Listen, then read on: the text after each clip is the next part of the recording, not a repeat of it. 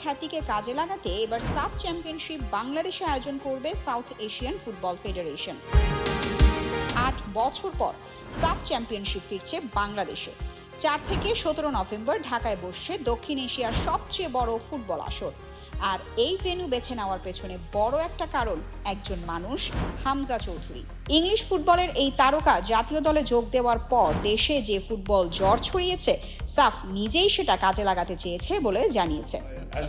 আসলে সব ভালো করে মারতেছে। hundreds and hundreds of messages পাইছি আমার টিমমেটের থেকে, ফ্রেন্ডের থেকে, সব খালি পজিটিভ মেসেজ সেন্ড করতেছে। আর আমার ফ্যামিলি অলসো প্রাউড ফিল করতেছি যে আমি আইসি আর হাজার মানুষ আমার দেখছে আর ওয়েলকাম করছে। তবে আনন্দের পাশে বাস্তবতাটাও ভুলে যাওয়ার উপায় নেই। 2003 সালের পর জামাল ভুঁইয়া, তপু বর্মনরা সাফের শিরোপা ছুঁতেই পারলেন না। 23 বছরের সেই খরা এখনো চলছে। 2023 আসরেও থমকে যায় সেমিফাইনালে। নিজের অঞ্চলেই যে দল বছরের পর বছর টিকতে পারে না, তাদের জন্য বিশ্বকাপের স্বপ্ন এখনো অনেক দূরের। এবারের এএফসি এশিয়ান কাপ বাছাই থেকে বিদায়টাও সেই কথাই আবার মনে করিয়ে দিয়েছে।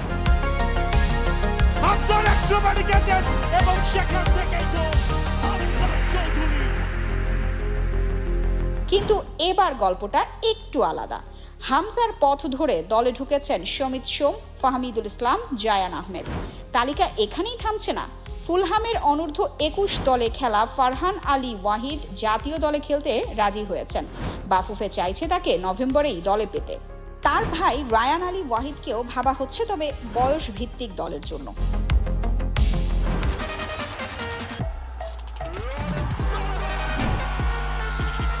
সবচেয়ে মজার গল্পটা যুক্তরাষ্ট্র প্রবাসী সুলিভান ভাইদের নিয়ে। যমজ রোনান আর ডেকলান সুলিভান এবারের সাফ অনূর্ধ্ব 20 চ্যাম্পিয়নশিপে বাংলাদেশের জার্সি পরে ফাইনাল খেলেছেন। রোনান জোড়া গোল করে রীতিমতো নায়ক।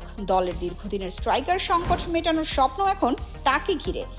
যদিও ফাইনালে ডেকলানকে বসিয়ে রাখায় পরিবারটি খুব একটা খুশি নয় বলে শোনা যাচ্ছে। ভবিষ্যতে অন্য সিদ্ধান্তের কথাও ভাবছেন তারা।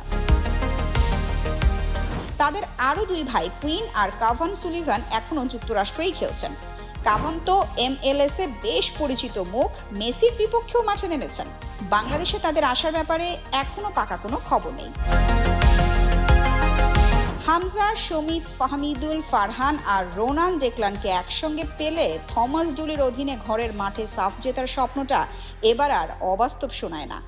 ভারতের মতো পরাশক্তিকে পেছনে ফেলার এমন সুযোগ বাংলাদেশ বোধহয় আগে কখনো পায়নি। কিন্তু এই মঞ্চেই আগে বহুবার স্বপ্ন ভেঙেছে, সেই ইতিহাসও মাথায় রাখা জরুরি। তাই নভেম্বরের আগে উচ্ছ্বাসের চেয়ে বেশি জরুরি প্রস্তুতি আর মাটিতে পা রাখা। আর সেটাই ঠিক করে দেবে 23 বছরের এই খরা সত্যি কাটবে কিনা।